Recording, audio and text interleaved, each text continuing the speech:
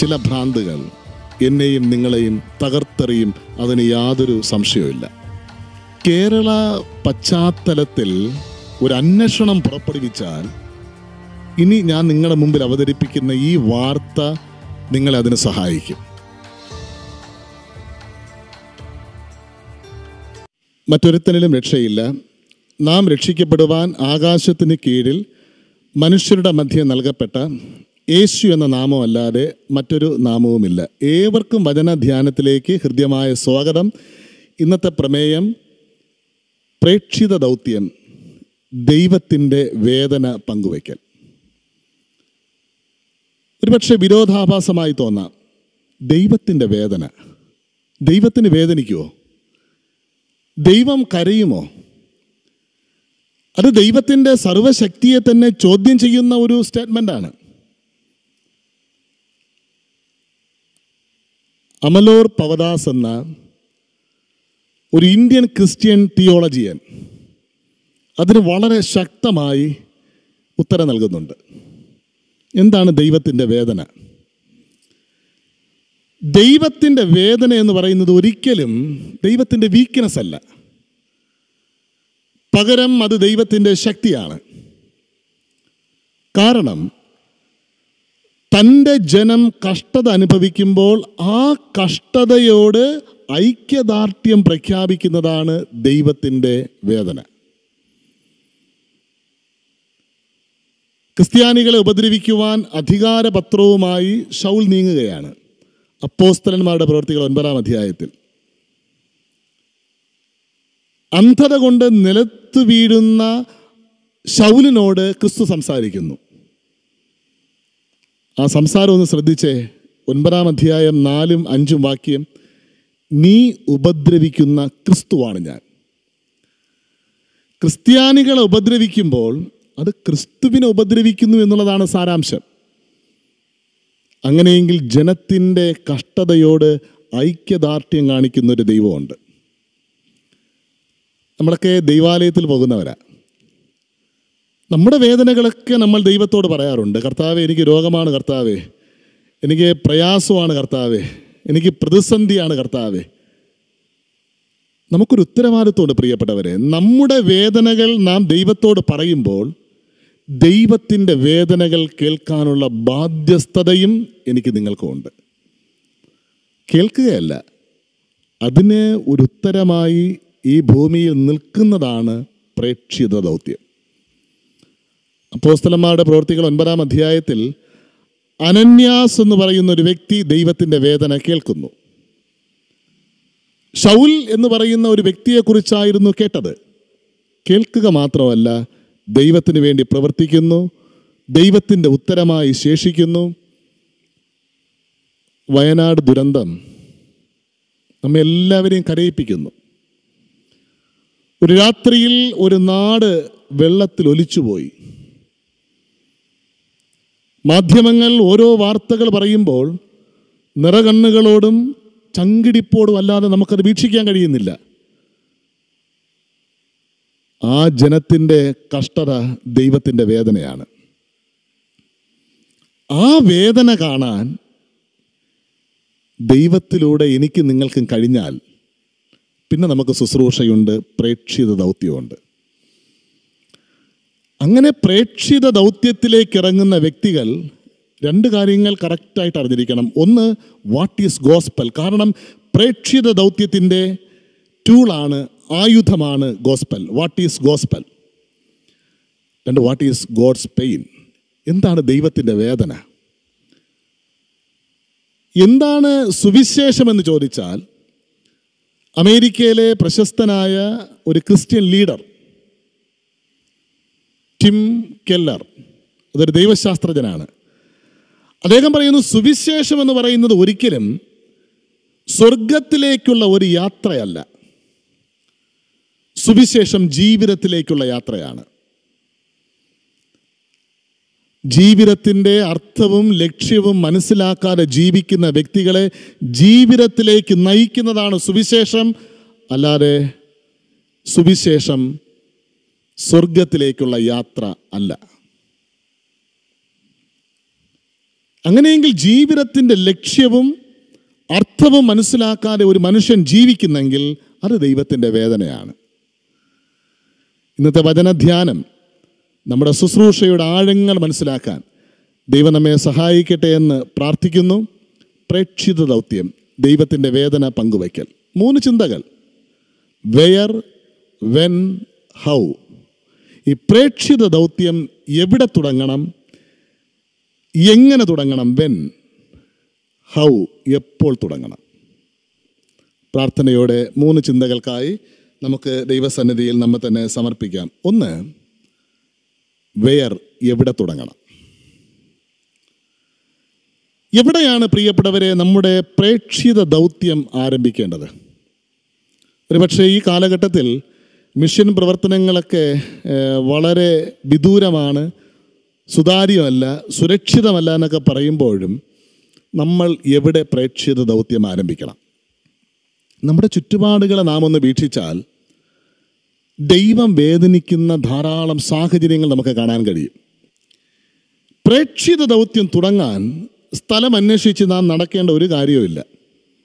ഞാൻ ഇങ്ങനെ പറയും, നാം ജീവിക്കുന്ന നമ്മുടെ ചുറ്റുപാടുകളിൽ നമുക്ക് പ്രേക്ഷിത ദൗത്യം തുടങ്ങാൻ കഴിയും. ഒരുപക്ഷെ മിഷൻ പ്രവർത്തനത്തിന് വേണ്ടി മറ്റു സംസ്ഥാനങ്ങൾ, മറ്റു സ്ഥലങ്ങളൊക്കെ നാം ചൂസ് ചെയ്യുമ്പോൾ നാം നിൽക്കുന്ന ഇടത്തുപോലും ദൈവം വേദനിക്കുന്ന ധാരാളം സന്ദർഭങ്ങളുണ്ടെന്ന് പ്രാർത്ഥനയോടെ ഞാൻ പറയട്ടെ. അതിലൊന്ന് ലഹരിയുടെ ഉപയോഗം. കുഞ്ഞു ക്ലാസ്സിൽ പഠിക്കുന്ന മക്കൾ പോലും ലഹരിക്ക് അടിമകളാണെന്ന് പറഞ്ഞാൽ നാം വിശ്വസിക്കുമോ? കേരളത്തിൽ ലഹരിയുടെ ഉപയോഗം ശക്തമാണ്. അങ്ങനെ ജീവിതത്തിൻ്റെ ലക്ഷ്യവും അർത്ഥവും മനസ്സിലാക്കാതെ ഒരു തലമുറ വളർന്നു വരുമ്പോൾ ദൈവം വേദനിക്കുന്നു. അവിടെ നമുക്ക് ചെയ്യാനൊരു പ്രേക്ഷിത ദൗത്യമുണ്ട്. ആത്മഹത്യാശ്രമങ്ങൾ. നമുക്കറിയാം, ഏറ്റവും കൂടുതൽ യുവാക്കൾ, ഏറ്റവും കൂടുതൽ കർഷകർ ആത്മഹത്യ ചെയ്യുന്നത് ഇന്ത്യയിൽ, കേരളത്തിലാണ്. ജീവിതത്തിൻ്റെ ലക്ഷ്യവും അർത്ഥവും അവർ മനസ്സിലാക്കുന്നില്ല എന്നുള്ളതാണ് യാഥാർത്ഥ്യം. സാഹചര്യങ്ങൾക്ക് സമ്മർദ്ദപ്പെട്ട് അവർ ആത്മഹത്യ ചെയ്യുന്നു. അവിടെ ചെയ്യാൻ നമുക്കൊരു ദൗത്യമുണ്ട്. ആൽക്കഹോളിസം, മദ്യപാനം. യുവാക്കൾ ആ ഒരു ദിശയിലേക്ക് സഞ്ചരിക്കുമ്പോൾ, യുവതികൾ ആ ഒരു ദിശയിലേക്ക് സഞ്ചരിക്കുമ്പോൾ, പ്രിയപ്പെട്ടവരെ, നമുക്ക് അവിടെ ചെയ്യാൻ ഒരു ദൗത്യമുണ്ട്, പ്രേക്ഷിത ദൗത്യമുണ്ട്. അൺഎംപ്ലോയ്മെൻറ്റ്, പഠിച്ചു തൊഴിലില്ല, നിരാശപ്പെട്ട് നിൽക്കുന്ന ആൾക്കാർ, തുടർന്നിനി എന്ത് ചെയ്യണമെന്നറിയാതിരിക്കുന്ന ആൾക്കാർ, അവിടെ നമുക്ക് ചെയ്യാനൊരു ശുശ്രൂഷയുണ്ട്. പ്രകൃതി ദുരന്തങ്ങൾ, വയനാട് ദുരന്തം ഞാൻ നേരത്തെ സൂചിപ്പിച്ചില്ല, നമ്മുടെ ഹൃദയങ്ങളെ തകർക്കുന്നുണ്ട്. അവിടെ ചെയ്യാൻ നമുക്കൊരു ശുശ്രൂഷയുണ്ട്. ഇങ്ങനെ നാം നിൽക്കുന്ന സാഹചര്യങ്ങളിൽ ഒരു പ്രേക്ഷിതനായി ഇറങ്ങി പുറപ്പെടാൻ എനിക്കും നിങ്ങൾക്കും ഉത്തരവാദിത്വമുണ്ടെന്ന് പ്രാർത്ഥനയോടെ ഞാൻ നിങ്ങളോട് പറയട്ടെ. കുറേ കാര്യങ്ങൾ ഞാൻ പറഞ്ഞു. ഞാൻ അതിൽ ഒരു കാര്യം മാത്രം സ്ട്രെസ് ചെയ്ത് ഇന്നത്തെ വചനധ്യാനം മുന്നോട്ട് കൊണ്ടുപോകാൻ ആഗ്രഹിക്കുകയാണ്: ലഹരിയുടെ ഉപയോഗം. ഈ ലഹരിയുടെ ഉപയോഗം നമ്മൾ ചിന്തിക്കുന്നതിനേക്കാളും ശക്തിപ്പെടുന്ന ഒരു കാലഘട്ടത്തിലാണ് ഞാൻ നിങ്ങൾ ജീവിക്കുന്നത്. ഒരു കാലഘട്ടത്തിൽ ലഹരി എന്ന് പറയുന്നത് മണം വെച്ച് കണ്ടുപിടിക്കുമായിരുന്നു. ഇന്ന് മണം വെച്ചോ നിറം വെച്ചോ ഒന്നും കണ്ടുപിടിക്കാൻ കഴിയുന്നില്ല. മധുരമായ മിഠായിയുടെ രൂപത്തിൽ നമ്മുടെ കുഞ്ഞു മക്കളുടെ കരങ്ങളിൽ കിട്ടുമ്പോൾ അത് സുലഭമാണ്. ഒരു പ്രേക്ഷിതൻ എന്നുള്ള നിലയ്ക്ക് ഇന്നത്തെ വചനധ്യാനം നമുക്ക് വളരെ പ്രാർത്ഥനയോടുകൂടി ആ ഒരു ദിശയിലേക്ക് കൊണ്ടു ചെല്ലാം. ദൈവം നമ്മെ സന്ദർശിക്കുന്ന ഒരു വചന ശുശ്രൂഷയായിട്ട് ഈ ശുശ്രൂഷ തീരട്ടെ. ഞാൻ ഈ അടുത്ത സമയത്ത് വളരെ ഞെട്ടലോടുകൂടെ ഒരു വാർത്ത കേട്ടു. ആ വാർത്ത ഞാൻ നിങ്ങളുടെ മുമ്പിൽ അവതരിപ്പിക്കുകയാണ്. നമസ്കാരം, ഇത് വൺ ഇന്ത്യ മലയാളം. ഭക്ഷണത്തിൽ ഉറക്ക ഗുളിക കൊടുത്ത് മയക്കിയ ശേഷം മകൻ അമ്മയെ പീഡിപ്പിച്ചു. 9ാം ക്ലാസ്സുകാരനായ മകൻ കഞ്ചാവ് ലഹരിയിലാണ് പീഡിപ്പിച്ചത്. സ്കൂളിൽ നടത്തിയ കൗൺസിലിങ്ങിലാണ് ഇത് സംബന്ധിച്ച വിവരങ്ങൾ പുറത്തു വന്നിരിക്കുന്നത്. വിവരമറിഞ്ഞ പോലീസ് അന്വേഷണം തുടങ്ങിയെങ്കിലും കേസെടുത്തില്ല. വീട്ടുകാർക്ക് പരാതിയില്ലാത്തത് കൊണ്ടാണിത്. 35-കാരിയായ വീട്ടമ്മയുടെ ഭർത്താവ് വിദേശത്താണ്. 3 മക്കളും വീട്ടമ്മയുമാണ് വീട്ടിൽ താമസിക്കുന്നത്. 2 ആൺകുട്ടികളാണ്. മൂത്ത മകൻ 9ാം ക്ലാസ്സിൽ. ഈ കുട്ടിയാണ് അമ്മയെ പീഡിപ്പിച്ചത്. കൂട്ടുകെട്ടിൽപ്പെട്ട് കഞ്ചാവിന് അടിമയായി ഈ കുട്ടി രാത്രി അമ്മ കഴിക്കുന്ന ഭക്ഷണത്തിൽ ഉറക്ക ഗുളിക പൊടിച്ചു ചേർത്ത് മയക്കി കിടത്തിയാണ് വിദ്യാർത്ഥി തന്റെ മാതാവിനെ പീഡിപ്പിച്ചത്. 6 മാസത്തിനു ശേഷം കലശലായ വയറുവേദന അനുഭവപ്പെട്ട അമ്മ വയറുവേദനയ്ക്കുള്ള മരുന്ന് കഴിച്ചു. പിന്നീട് ഛർദിയും മറ്റ് അസ്വസ്ഥതകളും തുടങ്ങിയതോടെ യുവതിക്ക് താൻ ഗർഭിണിയാണെന്ന് സംശയം തോന്നി. ഗൾഫിലുള്ള ഭർത്താവിനെ വിളിച്ചു വരുത്തുകയും ചെയ്തു. തുടർന്നുള്ള പരിശോധനയിൽ കാര്യങ്ങൾ ഉറപ്പിച്ചു. ഭർത്താവും ബന്ധുക്കളും ആദ്യം യുവതിയുടെ ചാരിത്ര്യ ശുദ്ധിയെയാണ് സംശയിച്ചത്. താൻ അത്തരക്കാരിയല്ലെന്ന് ഭാര്യ ആവർത്തിച്ചു. ഇതോടെ ബന്ധുക്കളിൽ നിന്ന് ഒരാൾ പോലീസിന്റെ സഹായം രഹസ്യമായി തേടി. അതിനുശേഷം സംശയം മകനിലേക്ക് നീണ്ടു. തുടർന്ന് സ്കൂളിൽ വെച്ച് മകനെ കൗൺസിലിംഗ് നടത്തി. ഇതോടെയാണ് സത്യം പുറത്തു വന്നത്. കഞ്ചാവ് ലഹരിയിൽ താൻ പലതവണ മാതാവിനെ ഉറക്ക ഗുളിക കൊടുത്ത് പീഡിപ്പിച്ചെന്ന് മൊഴി നൽകി. മകൻ തന്റെ ചെയ്തിയിൽ അതിയായി ദുഃഖിക്കുകയും മാപ്പ് അപേക്ഷിക്കുകയും ചെയ്തു. പീഡിപ്പിച്ചതാരാണെന്ന് വ്യക്തമായതോടെ ഗർഭം അലസിപ്പിക്കുകയും ചെയ്തു.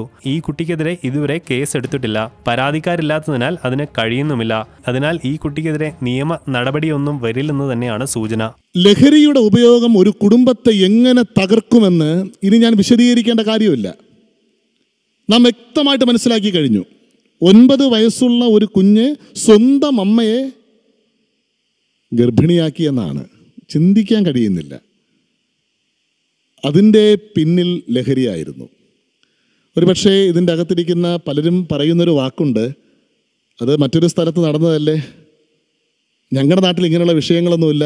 ഞങ്ങൾ ആരും അങ്ങനെ ലഹരിക്ക് അടിമപ്പെടുന്നവരൊന്നും അല്ല. ഞാൻ പ്രാർത്ഥനയോടെ പറയട്ടെ, നമ്മെയും ഭരിക്കുന്ന ചില ലഹരികളുണ്ട്. ചിലത് ഞാൻ സൂചിപ്പിക്കാം. Phone addiction, internet addiction, coffee addiction, television addiction. ഇങ്ങനെ എന്നെയും നിന്നെയും നിയന്ത്രിക്കുന്ന ചില അഡിക്ഷനിൽ ഞാനും നീയും വീണു പോകുമ്പോൾ മനസ്സിലാക്കണം, അതിൻ്റെ പരിണിത ഫലം വളരെ വലുതാണ്. മൊബൈൽ ഫോണിൻ്റെ അഡിക്ഷൻ ചില കുടുംബങ്ങളെ തകർത്തെറിയുന്നുണ്ട്, രോഗിയാക്കി മാറ്റുന്നു, ബന്ധങ്ങളെ ശിഥിലീകരിക്കുന്നു. ചുരുക്കി പറഞ്ഞാൽ, ഒരു മനുഷ്യൻ ലഹരിക്ക് അടിമപ്പെട്ടാൽ അവനും നശിക്കും, അവൻ്റെ കുടുംബവും നശിക്കും, അവൻ്റെ സമൂഹവും നശിക്കും. അതിന് യാതൊരു സംശയവുമില്ല. അതുകൊണ്ട് ഈ ഗൗരവമായ ലഹരി എന്ന് പറയുന്ന വിഷയത്തെ നാം കാണുകയും അവിടെ അത് ക്രിസ്തുവിൻ്റെ വേദനയാണെന്ന് മനസ്സിലാക്കുകയും ഒരു പ്രേക്ഷിതനായി ഞാനും നിങ്ങളും അവിടെ നിൽക്കേണ്ടതായിട്ടുണ്ട്. ഒപ്പം ഞാൻ പറയട്ടെ, വയനാട് ദുരന്തത്തെയും അപ്രകാരം കാണാൻ നമ്മുടെ കണ്ണുകളെ തുറക്കാം. ഇന്നത്തെ ലേഖന വേദഭാഗത്തിൽ പൗലോസ് എന്ന് പറയുന്നത് ഒരു ലഹരി പിടിച്ചവനായിരുന്നു. അവൻ മദ്യപിക്കത്തില്ല, സിഗരറ്റ് വലിക്കത്തില്ല, മതഭ്രാന്തൻ എന്ന ലഹരി പിടിച്ചവൻ. അവൻ്റെ മതഭ്രാന്ത് അവനെ കൊണ്ടെത്തിക്കുന്നത് കുലപാതകങ്ങളിലേക്കാണ്.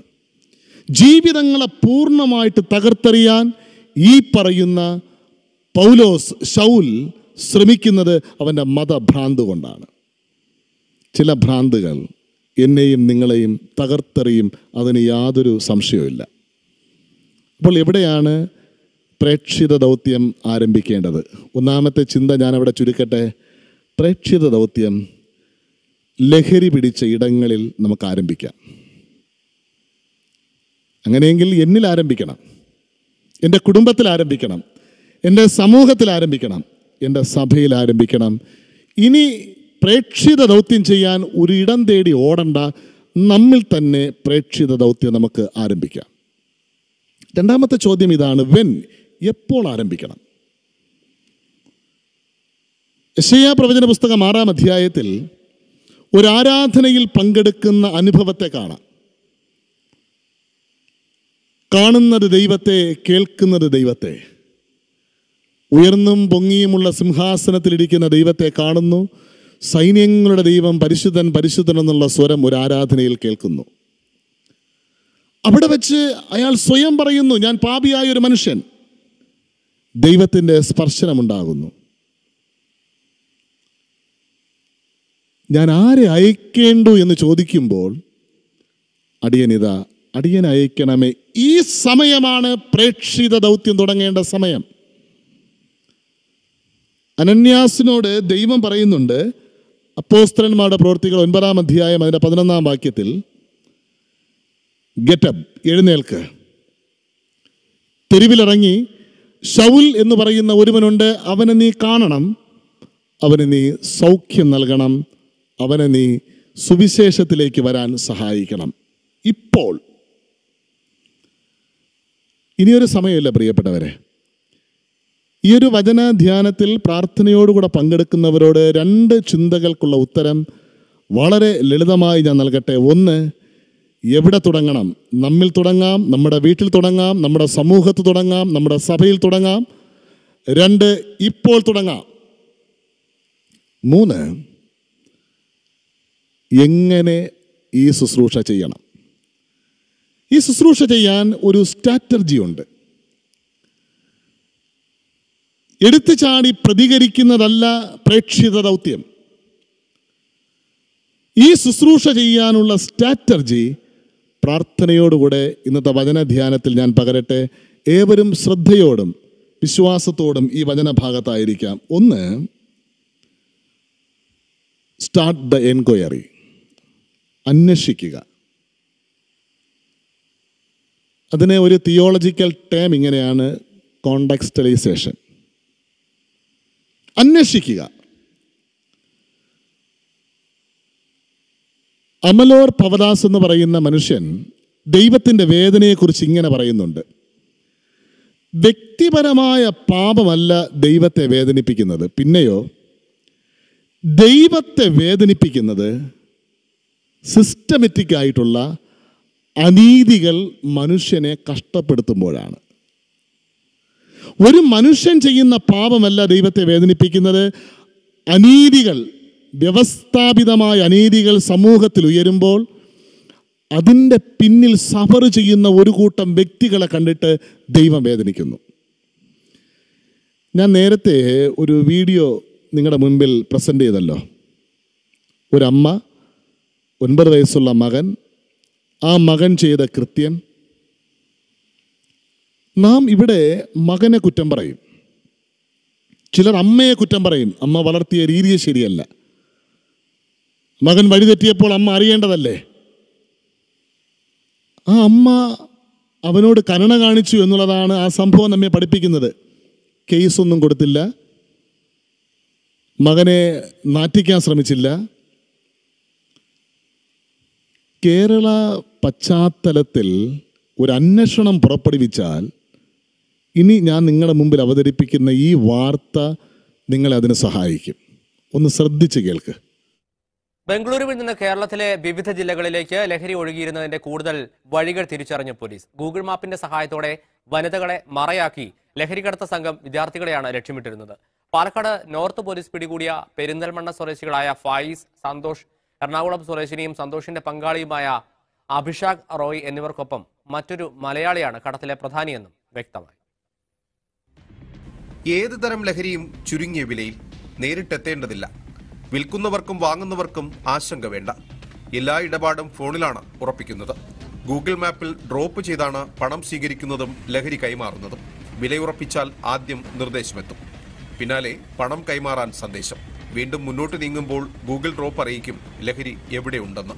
സുരക്ഷിതമായി ബാഗിലോ അടിവസ്ത്രത്തിലോ ഒളിപ്പിച്ച് അതിർത്തി കടത്താം. ബംഗളൂരുവിലെ ആളൊഴിഞ്ഞ ഇടത്തെ വീട്ടിലാണ് സന്തോഷും പങ്കാളി അഭിഷാക് റോയിയും താമസിച്ചിരുന്നത്. വീട്ടിലേക്ക് മറ്റുള്ളവർ കടക്കാതിരിക്കാൻ മുന്തിയ ഇനം നായ്ക്കളെ വളർത്തി സുരക്ഷയൊരുക്കിയിരുന്നു. വരവും പോക്കുമെല്ലാം അടച്ചിട്ട വാഹനത്തിൽ മാത്രം. അടുത്തുള്ളവരുമായി യാതൊരുവിധ അടുപ്പവും കാണിക്കാതിരിക്കാൻ പ്രത്യേകം ശ്രദ്ധിച്ചു. ദമ്പതികളെന്ന മട്ടിൽ താമസിച്ചാൽ പിടിക്കപ്പെടില്ലെന്ന സാധ്യത ഇരുവരും പരമാവധി പ്രയോജനപ്പെടുത്തി ലഹരി വിൽപ്പന നടത്തി. ലക്ഷങ്ങളുടെ ലഹരിയാണ് ഇവരുടെ നേതൃത്വത്തിൽ കേരളത്തിലേക്ക് എത്തിയിരുന്നത്. കൂടുതലും കോളേജ് വിദ്യാർത്ഥികളാണ് കടത്തുകാരായി പ്രവർത്തിച്ചിരുന്നത്. മറ്റൊരു മലയാളി യുവാവാണ് ലഹരി കടത്തിന്റെ സൂത്രധാരനായി പ്രവർത്തിച്ചത്. ഇയാളെ പിടികൂടാനുള്ള ശ്രമങ്ങൾ പോലീസ് ഊർജിതമാക്കിയിട്ടുണ്ട്. ഈ മാസം 9-ന് കൂടിയ അളവ് മെത്താഫിറ്റമിനുമായി 4 യുവാക്കളെ വാഹന പരിശോധനയ്ക്കിടെ പാലക്കാട് നഗരത്തിൽ നോർത്ത് പോലീസ് പിടികൂടിയിരുന്നു.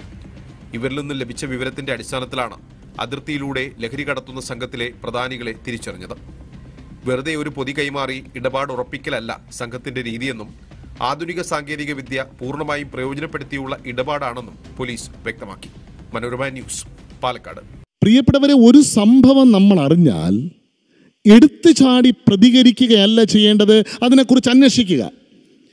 ഈ കുഞ്ഞ് തെറ്റുകാരനല്ല എന്നല്ല ഞാൻ പറയുന്നത്, പക്ഷെ അവൻ്റെ ഒരു സാഹചര്യം, അവൻ ഈ ലഹരിക്ക് അടിമപ്പെട്ട ഒരു സാഹചര്യമുണ്ട്. അതിൽ വമ്പന്മാരുണ്ടെന്നുള്ളതാണ് സത്യം, വളരെ വിദ്യാഭ്യാസം ഉള്ളവരുണ്ടെന്നുള്ളതാണ് സത്യം, പണ്ഡിതന്മാരുണ്ടെന്നുള്ളതാണ് സത്യം, സാംസ്കാരികമായി ഉയർന്ന തലത്തിൽ നിൽക്കുന്ന അധികാരവർഗമുണ്ട് എന്നുള്ളതാണ് സത്യം. പണത്തിന് വേണ്ടി അവർ ചെയ്തു എന്നുള്ളതാണ് സത്യം. എന്നെ കേൾക്കുന്ന പ്രിയപ്പെട്ടവരെ, അപ്പോസ്തലന്മാരുടെ പ്രവൃത്തികൾ 9-ാം അധ്യായം 11-ാം വാക്യത്തിൽ അനന്യാസിനോട് പറയുകയാണ്, നീ എഴുന്നേറ്റ് പോക, നേർവീഥി എന്ന തെരുവിൽ പോയി ശൗലിനെ കാണുക, നീ നേരിട്ട് കണ്ട് കാര്യങ്ങൾ അന്വേഷിക്കുക. ഇതൊന്നാമത്തെ കാര്യം. വയനാട് ദുരന്തത്തിൽ നമ്മുടെ ദൗത്യം നമുക്കവിടെ ആരംഭിക്കാം പ്രിയപ്പെട്ടവരെ. നമുക്ക് എഴുന്നേൽക്കാം, അവിടുത്തെ യഥാർത്ഥ അവസ്ഥയെ നമുക്കൊന്ന് അന്വേഷിക്കാം. വാട്സപ്പുകളിലൂടെയും മാധ്യമങ്ങളിലൂടെയൊക്കെ നമ്മൾ ഒത്തിരി കേൾക്കുന്നുണ്ട്. അതിൻ്റെ നിജസ്ഥിതി എന്താണ്? നമ്മുടെ സുഹൃത്തുക്കളെ നമുക്ക് വിളിക്കാം. കഴിയുമെങ്കിൽ, ഒരുപക്ഷെ ഇപ്പോൾ നമുക്കവിടെ എത്താൻ കഴിയുന്നില്ല, കഴിയുന്ന സമയത്ത് നമുക്കവിടെ സന്ദർശിക്കാം, നിജസ്ഥിതി മനസ്സിലാക്കുക. ഇതാണ് ഒന്നാമത്തെ ഘട്ടം. 2, ഇൻകാർണേഷൻ, ഉൾക്കൊള്ളുക. ദൈവം മനുഷ്യനായി തീർന്നു എന്ന് പറഞ്ഞാൽ ദൈവം മനുഷ്യനെ ഉൾക്കൊണ്ടു. എന്നെ കേൾക്കുന്ന പ്രിയപ്പെട്ടവരെ, ആയിരിക്കുന്ന അവസ്ഥയിൽ അവനെ ഉൾക്കൊള്ളാൻ നമുക്ക് കഴിയണം. 9-ാം അധ്യായം 13-14 വാക്യത്തിൽ കർത്താവേ, ആ മനുഷ്യൻ യെരൂശലേമിൽ നിന്റെ വിശുദ്ധന്മാർക്ക് എത്ര ദോഷം ചെയ്തു എന്ന് പലരും പറഞ്ഞ് ഞാൻ കേട്ടിരിക്കുന്നു. ഇവിടെയും നിന്റെ നാമത്തെ വിളിച്ചപേക്ഷിക്കുന്നവരൊക്കെയും പിടിച്ചു കെട്ടുവാൻ അവൻ്റെ കയ്യിൽ മഹാപുരോഹിതന്മാർ കൊടുത്ത അധികാരത്തിൻ്റെ പത്രമുണ്ടെന്ന് ഞാൻ തിരിച്ചറിയുന്നു. ഉൾക്കൊള്ളാൻ കഴിയുന്നില്ല. വേദനയിൽ, ദാരിദ്ര്യത്തിൽ, ലഹരിയിൽ ഇങ്ങനെ സമൂഹത്ത് മാറ്റി നിർത്തപ്പെട്ടവനെ ഉൾക്കൊള്ളാൻ എനിക്ക് നിങ്ങൾക്കും കഴിയണം. അത് രണ്ടാമത്തെ കാര്യം. ഒന്നാമത്തേത് അന്വേഷിക്കണം, 2 ഉൾക്കൊള്ളണം, 3 അവനെ റെസ്പെക്റ്റ് ചെയ്യണം, അവനെ ബഹുമാനിക്കണം. അവൻ ലഹരി ഉപയോഗിച്ചവനാണ്, തള്ളിക്കളയരുത്. ദുരന്ത ഭൂമിയിൽപ്പെട്ടവനാണ്, എൻ്റെ വിഷയമല്ല എന്ന് പറഞ്ഞ് മാറ്റി നിർത്തരുത്. അവനും മനുഷ്യനാണ്, അവൻ്റെ ഉള്ളിലും ദൈവമാണ് വസിക്കുന്നത്. 9-ന്റെ 16-ാം വാക്യം നമ്മൾ വായിക്കുമ്പോൾ വളരെ ശക്തമായിട്ട് ക്രിസ്തു അനന്യാസിനോട് പറയുന്നുണ്ട്, അവൻ എനിക്ക് മാനപാത്രമാണ്. നീ പറയുന്നു അവൻ മോശക്കാരനാണെന്ന്, നിനക്കവനെ ഉൾക്കൊള്ളാനേ കഴിയുന്നില്ല. അവൻ്റെ ചില അനുഭവങ്ങളെയൊക്കെ എടുത്ത് ഉയർത്തിപ്പിടിച്ച് അവൻ കൊള്ളത്തില്ല, അവൻ്റെ കയ്യിൽ അധികാരപത്രമുണ്ട്, അവൻ കൊല്ലുന്നവനാണ് എന്നൊക്കെ നീ പറയുമ്പോഴും ദൈവം പറയുകയാണ്, അവൻ നിന്നെക്കാളും ശ്രേഷ്ഠനാണ്. പ്രിയപ്പെട്ടവരെ, ആരെയും നമ്മൾ ഒരിക്കലും മാറ്റി നിർത്തരുത്. കാരണം ഒന്നിൻ്റെയും പേര് പറഞ്ഞ് മാറ്റി നിർത്താൻ എനിക്കും നിങ്ങൾക്കും അവകാശമില്ല. ഞാൻ നിസ്സാരനെന്ന് കാണുന്നത് എൻ്റെ ദൈവത്തിന് മാന്യപാത്രമാണ്, എന്നെക്കാളും ശ്രേഷ്ഠനാണ് എൻ്റെ ദൈവത്തിന് അവനെന്ന് ഞാനും നിങ്ങളും തിരിച്ചറിയണം. 3 റെസ്പെക്റ്റ് ചെയ്യുക. 4 അവനിലേക്ക് എത്തുക എന്നുള്ളതാണ്. ഫ്ലെക്സിബിലിറ്റി. അവനിലേക്ക് എത്തുക, അവനായിരിക്കുന്ന സാഹചര്യത്തിലേക്ക് എത്താൻ കഴിയണം. അനന്യാസ് അവിടെ ചെയ്യുന്ന 2 കാര്യങ്ങളുണ്ട്. 1, കൈ നീട്ടി അവനെ തൊട്ടു. 2, കൾച്ചറിൽ നമുക്കത് പഠിക്കാം. 1, ജൂയിഷ് കൾച്ചർ, യഹൂദന്മാരുടെ സാംസ്കാരികമായി കൈ നീട്ടി തൊട്ടെന്ന് പറഞ്ഞാൽ അതിൻ്റെ അർത്ഥം അഭിഷേകം ചെയ്തെന്നാണ്. ഗ്രീക്ക് കൾച്ചറിൽ കൈ നീട്ടി തൊട്ടെന്ന് പറഞ്ഞാൽ ശിഷ്യനാക്കിയതാണ് അർത്ഥം. 2, അവന് കാഴ്ച കിട്ടി. യഹൂദ കൾച്ചറിൽ കാഴ്ച കിട്ടിയെന്ന് പറഞ്ഞാൽ അവനൊരു ഡിവൈൻ മനുഷ്യനായി, ദൈവീകതയുള്ള മനുഷ്യനായി. എന്നാൽ ഗ്രീക്ക് കൾച്ചറിലാണെങ്കിൽ അവൻ അറിവ് നേടിയെന്നാണ് അതിനർത്ഥം. എന്നെ കേൾക്കുന്ന പ്രിയപ്പെട്ടവരെ, അവനിലേക്ക് എത്താൻ എന്താണോ സാധ്യത, ആ സാധ്യതയെ പ്രയോജനപ്പെടുത്തുക. അങ്ങനെയാണ് സുവിശേഷം ഇതുവരെയും ഇത്രത്തോളം വളർന്നത്. യഹൂദമതത്തിൽ പോയപ്പോൾ, യഹൂദമതത്തിലാണല്ലോ ആദ്യം സുവിശേഷം ഇങ്ങനെ സഞ്ചരിക്കുന്നത്. ഒരു മശിഹായെ കാത്തിരിക്കുന്ന ജനത്തിൻ്റെ നടുവിൽ ഒരു മശിഹാ ദർശനമായി സുവിശേഷം നിന്നു. വിജാതിയരുടെ നടുവിൽ പോയപ്പോൾ ഒരു ഗ്രീക്ക് തത്വചിന്തയിലൂടെ ആ സുവിശേഷം ഇങ്ങനെ സ്പ്രെഡായി. റോമൻ സാമ്രാജ്യത്തിൻ്റെ നടുവിൽ പോയപ്പോൾ റോമൻ സാമ്രാജ്യം ഒത്തിരി പീഡിപ്പിച്ചു. പക്ഷേ ഒത്തിരി പീഡിപ്പിച്ചെങ്കിലും രക്തസാക്ഷികളായെങ്കിലും അവരുടെ അഡ്മിനിസ്ട്രേഷൻ, അവരുടെ ഗതാഗത സൗകര്യങ്ങൾ ഇതെല്ലാം സുവിശേഷം പടരുന്നതിനുള്ളൊരു വഴിയായിട്ട് മാറി. ഭാരതത്തിൽ സുവിശേഷം വന്നപ്പോൾ ബുദ്ധമതം, ജൈനമതം, ഹിന്ദുമതം, അതിലൂടെയൊക്കെ സുവിശേഷം സ്പ്രെഡായി. ആഫ്രിക്കയിലാണെങ്കിലോ എത്തിനിസിറ്റി, വംശീയത, അതിൻ്റെ നടുവിലൂടെ സുവിശേഷം സ്പ്രെഡായി. അവനെ സ്വാധീനിക്കാൻ കഴിയുന്ന അനുഭവത്തിലൂടെ സുവിശേഷം എത്തിക്കുക. ഏറ്റവും അവസാനം അവനെ കരുത്തുള്ളവനാക്കുക. അവൻ ആഹാരം കൊടുത്തു, അവൻ ബലം പ്രാപിച്ചു. ഏറ്റവും അവസാനം പറയുന്നത് 20-ാം വാക്യത്തിൽ അവൻ സുവിശേഷം പ്രസംഗിച്ചു. ഇവിടെ ലഹരിയിൽ വീണുപോയ ഒരു മനുഷ്യൻ സ്വതന്ത്രനായിട്ട് നിൽക്കാനുള്ള പ്രേക്ഷിത ദൗത്യത്തിൻ്റെ സ്ട്രാറ്റജി എന്ന് പറയുന്നത് 1 അന്വേഷിക്കുക എന്നുള്ളതാണ്, 2 അവനെ ഉൾക്കൊള്ളുക എന്നുള്ളതാണ്, 3 അവനെ റെസ്പെക്റ്റ് ചെയ്യുക, ബഹുമാനിക്കുക എന്നുള്ളതാണ്, 4 അവനിലേക്ക് സുവിശേഷവുമായി ഇറങ്ങിച്ചെല്ലുക എന്നുള്ളതാണ്, 5 അവനെ സ്വന്തം കാലിൽ നിൽക്കാൻ പര്യാപ്തനാക്കുക എന്നുള്ളതാണ്. ഞാനിങ്ങനെ പറയാൻ ആഗ്രഹിക്കുകയാണ്, വയനാട് ദുരന്തത്തിൽ ദൈവം ഏറെ വേദനിക്കുന്നു. ദൈവാലയത്തിൽ ഈ ശുശ്രൂഷയിൽ സഹകരിക്കുന്ന, ഈ വചനം കേൾക്കുന്ന എനിക്കും നിങ്ങൾക്കും അതിൽ നിന്ന് മാറി നിൽക്കാൻ കഴിയത്തില്ല. ആ വേദന കണ്ടേ മതിയാകും. ആ വേദന കാണുന്ന ഞാനും നീയും ചെയ്യേണ്ട 5 കാര്യങ്ങളാണ്. 1 അന്വേഷിക്കുക. പോയി അന്വേഷിക്കാൻ കഴിയുമെങ്കിൽ പോയി അന്വേഷിക്കുക. ഫോൺ വിളിച്ച് അന്വേഷിക്കാൻ കഴിയുമെങ്കിൽ ഫോൺ വിളിച്ച് അന്വേഷിക്കുക. എങ്ങനെയൊക്കെ അന്വേഷിക്കാൻ കഴിയുമോ അങ്ങനെയൊക്കെ അന്വേഷിക്കുക. ഹൃദയത്തിന് റെസ്റ്റ് കൊടുക്കരുത്. അത് കണ്ടിട്ട് കാണാത്തതുപോലെ ഇരിക്കരുത്. അന്വേഷിക്കുക. 2 ഉൾക്കൊള്ളുക.